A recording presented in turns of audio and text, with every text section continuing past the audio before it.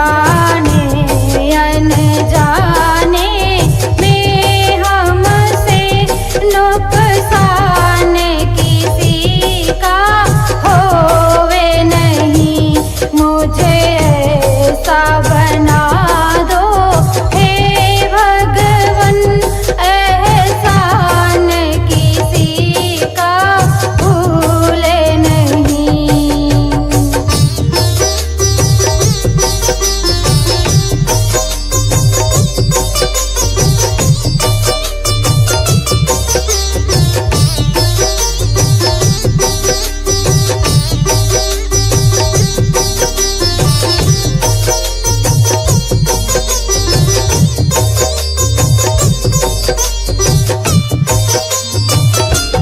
जो तेरा बन कर रहता है, कांटों में फूल सा खिलता है।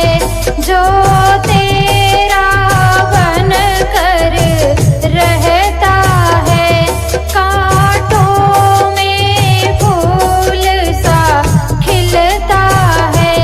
जितने भी कांटे पाँव लगे वो फूल ही हो, कांटे न कहीं।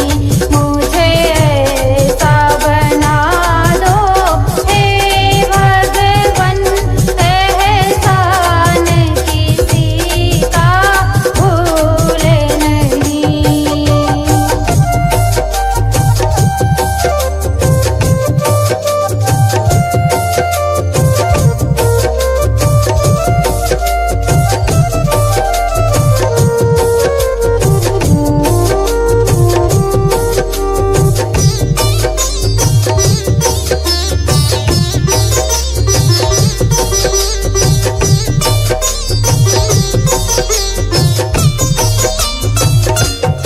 उपकार सदा करती जाऊं, दुनिया अपकार भले ही करे।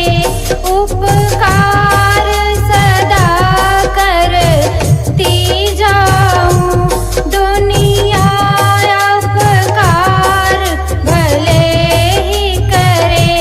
बद